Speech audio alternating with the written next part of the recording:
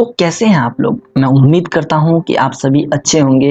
Lockdown है, थोड़े तो परेशान हो रहे होंगे, घरों में मौजूद होंगे, समस्याएं आ रही होंगी, बोर हो रहे होंगे। फिर भी आप समूह से निवेदन है कि घरों में मौजूद रहें और स्वस्थ रहें और सरकार द्वारा जारी किए गए गाइडलाइंस का पालन जरूर करें। अब आगे बढ़ते हैं। मैं मोहनिश आर्यन आप सभी का एक बार फिर से स्वागत करता हूं अपने इस इग्नू टिप्स की यूट्यूब फैमिली में। मैं आज आप लोगों से BEBAE 181 के इकाई 12 के महत्वपूर्ण प्रश्नों को डिस्कस करने वाला हूं। डिस्कशन पे जाने से पूर्व मैं आप लोगों को यह बता देना चाहता हूं कि ये जो अध्याय है इकाई 12 जिसका नाम पर्यावरण नियमावली है, यह थोड़ा जटिल अध्याय है क्योंकि इसमें ईस्वी और डेट्स बहुत सारे दिए गए हैं। तो आप लोगों से मैं ये रिक्वेस्ट करता हूं कि आप सभी इस वीडियो को ध्यान से देखें ताकि आप लोगों के समझ में सारे क्वेश्चंस आ सके और फिर अपने एग्जाम में इन सभी क्वेश्चंस के उत्तर आप लोग अच्छे से कर सके। ठीक है, तो इसी श्रेणी में जो मेरा जो आज का पहला क्वेश्चन है वो ये है कि पर्यावरण सुरक्षा संवैधानिक आदेश के रूप में भारत के संविधान में किस समझौते के बाद सम्मिलित हुआ? पहला है वाशिंगटन, दूसरा है स्टॉकहोम, तीसरा है टोक्यो और चौथा ऑप्शन है बर्लिन। हमारे जो इस प्रश्न का सही उत्तर होगा वो होगा स्टॉकहोम। मतलब पर्यावरण सुरक्षा संवैधानिक आदेश के रूप में भारत के संविधान में स्टॉकहोम समझौते के बाद सम्मिलित हुआ था। ठीक है, तो इस प्रश्न के कुछ बेसिक डिटेल्स, कुछ बेसिक फैक्ट्स मैं आप लोगों को बता देता हूं। ठीक है, दरअसल पर्यावरण सुरक्षा एक संवैधानिक आदेश के रूप में स्टॉकहोम में संयुक्त राष्ट्र संघ के सम्मेलन के बाद भारत के संविधान में सम्मिलित किया गया था। ठीक है, और जब इसे सम्मिलित किया गया था उस समय संविधान में 42वां संशोधन हुआ था और यह संशोधन 1976 में हुआ था और 42वें संशोधन के पश्चात जो अनुच्छेद जोड़ा गया था वो था अनुच्छेद 51A और इस अनुच्छेद 51A की धारा G के अनुसार प्राकृतिक पर्यावरण की सुरक्षा एवं उसे सुधार को मूलभूत कर्तव्य माना गया है। ठीक है, और इसमें यह कहा गया है कि कर्तव्य के अनुसार मानव कर्तव्य यह होगा कि वह प्राकृतिक पर्यावरण की, जिसमें वन, झीलें, नदियां, वन्य जीव आदि आते हैं, उसकी सुरक्षा करे तथा उसमें सुधार लाए और जीव जंतु के लिए सहानुभूति भी रखे।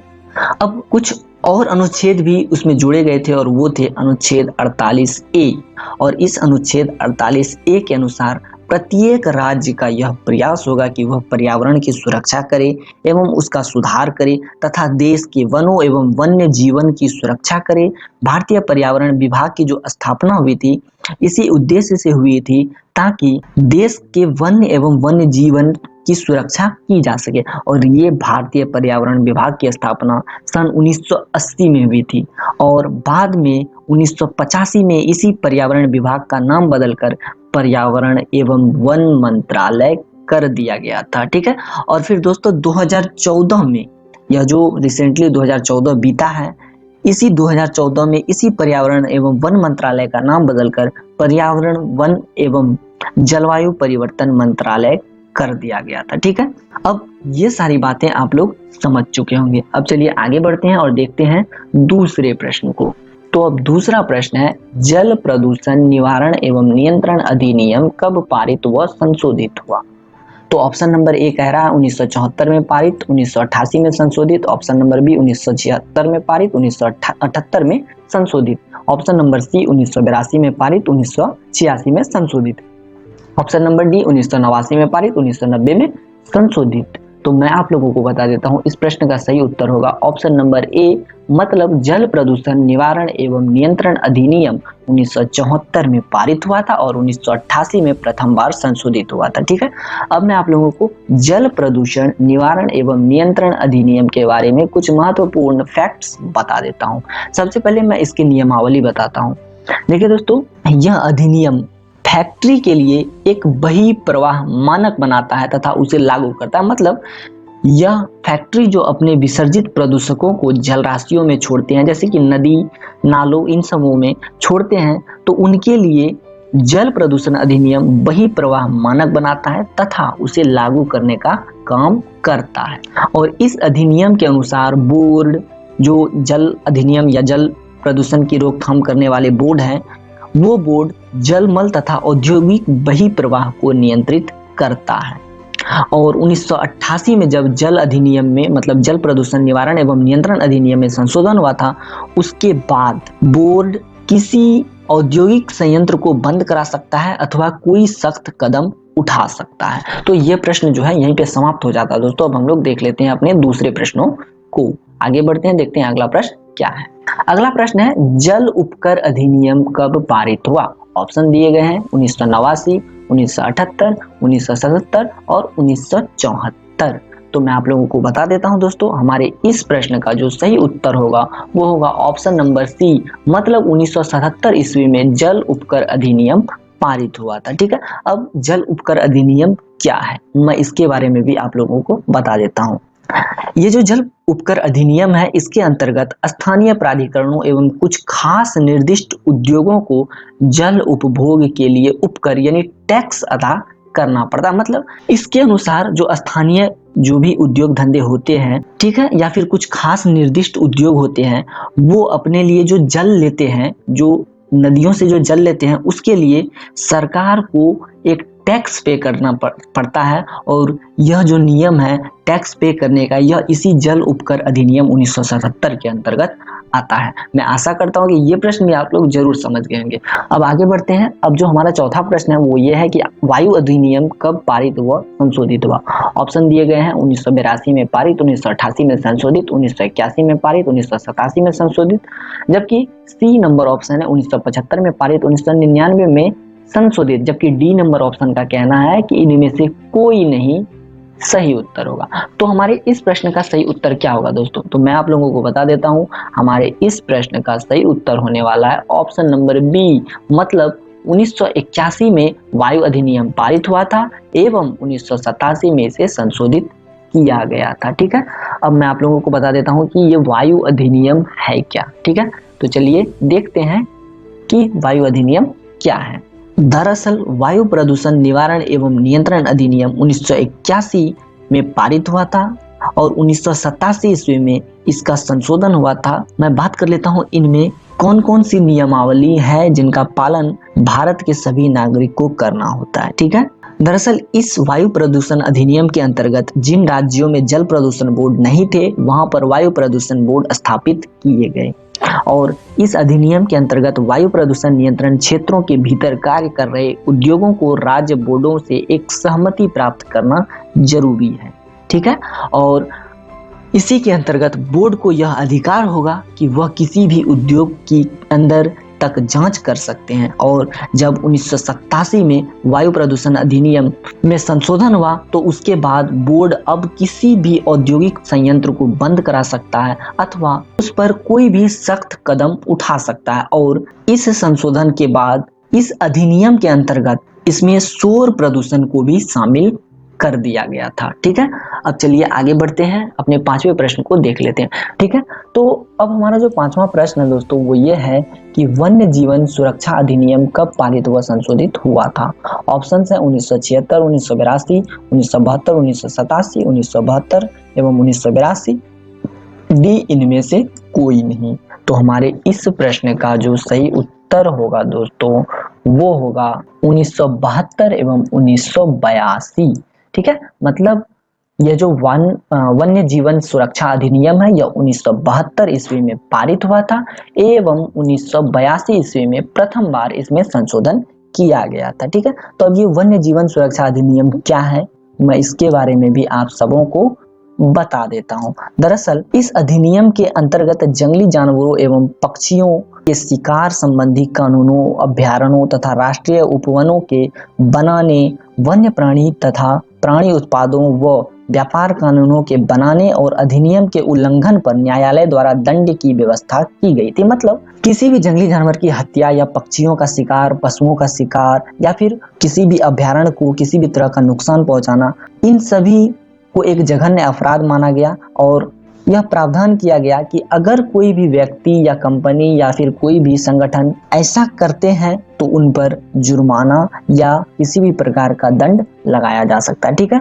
और अधिनियम सूची भी जारी की गई और अधिनियम सूची के सूची 1 के संकटग्रस्त प्रजातियों को क्षति पहुंचाना समस्त भारत में अब प्रतिबंधित है। ठीक है, ऐसी प्रजातियों का शिकार करना, जिनको विशेष संरक्षण प्रदान किया जाता है, एक जघन्य अपराध माना गया तथा इसके लिए दंड की व्यवस्था की गई। ठीक है, अब देखिए दोस्तों, इसी अधिनियम के अंतर्गत कुछ प्रजातियों जिन्हें पीड़क जंतुओं में वर्गीकृत किया गया, उनका बिना रोक टोक शिकार किया जा सकता, और इसी वन्य जीवन एवं वन्य संरक्षण अधिनियम जिसे कह सकते हैं हम लोग, इसका 1982 में संशोधन हुआ, और 1982 में संशोधन के अनुसार जानवरों की आबादी के वैज्ञानिक प्रबंधन के लिए जानवरों को पकड़ा व यत्र तत्र ले जाया जा सकता है। ठीक है, तो ये प्रश्न भी यहीं पे समाप्त हो जाता है दोस्तों। ठीक है, अब आगे बढ़ते हैं, देखते हैं कि अगला प्रश्न कौन सा है।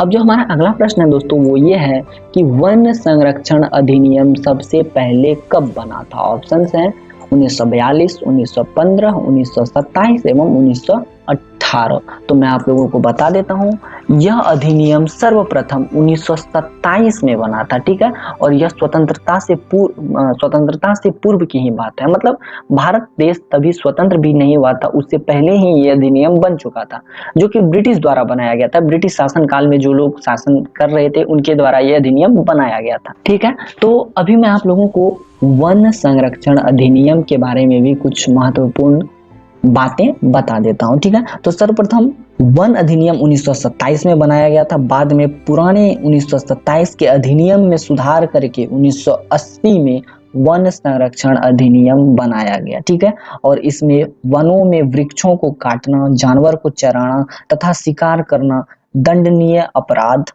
माना गया। ठीक है, और इस अधिनियम के अनुसार वन भूमि को गैर वन कार्य के लिए परिवर्तित करना है तो उसके लिए सरकार से इजाजत लेनी पड़ेगी। ठीक है, ये भी आप लोग समझ चुके होंगे।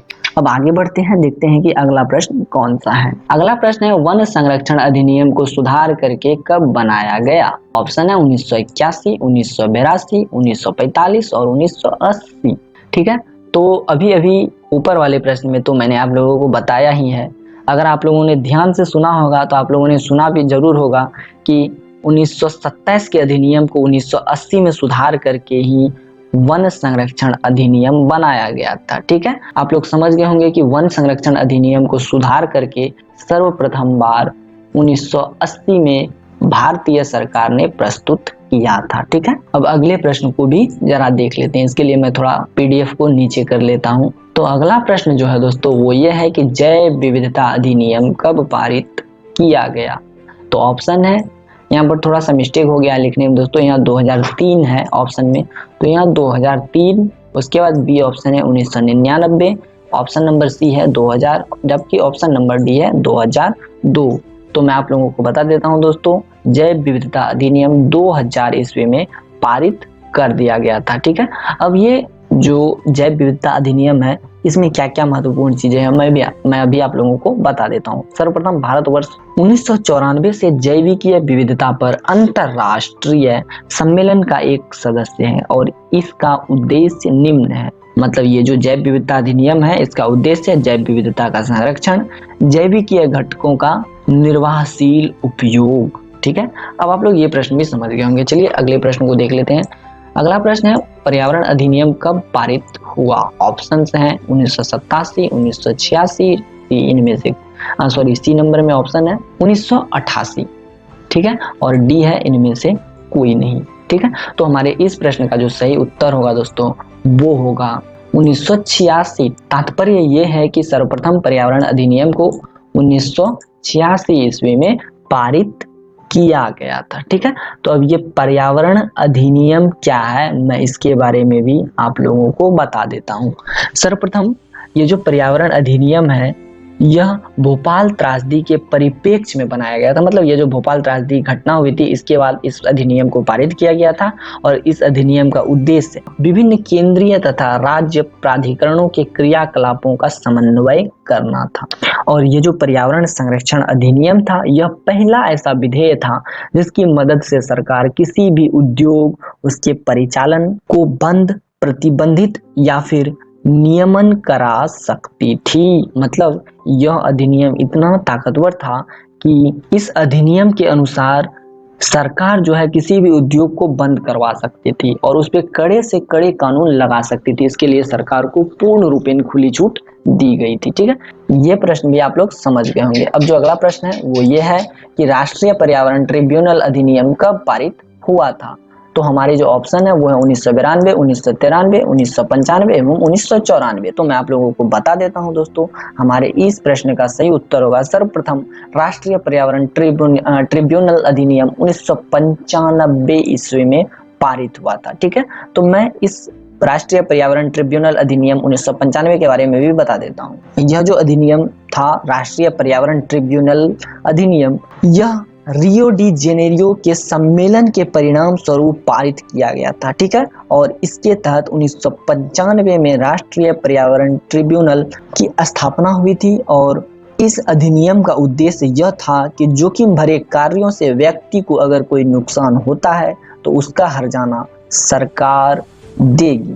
तो यही नियम इस अधिनियम के अंतर्गत लागू हुआ था। ठीक है, इस वीडियो में जो भी कमी होगी, जो भी गलती होगी, उसके लिए मुझे क्षमा करें। और हाँ दोस्तों, अगर कोई भी गलती या कमी आप सबों को नजर आती है तो आप लोगों से निवेदन है कि आप लोग कमेंट सेक्शन में कमेंट करके मुझे उस कमी का एहसास कराएं, उस गलती का एहसास कराएं, तभी मैं उस गलती पे काम कर सकूंगा और फिर अपनी गलतियों को सुधार पाऊंगा और फिर अच्छे से अच्छा कंटेंट आप लोगों के लिए ला पाऊंगा। ठीक है, तो आज के वीडियो में इतना ही रहेगा दोस्तों। मैं आशा करता हूँ कि ये वीडियो आप लोगों को बहुत पसंद आएगा।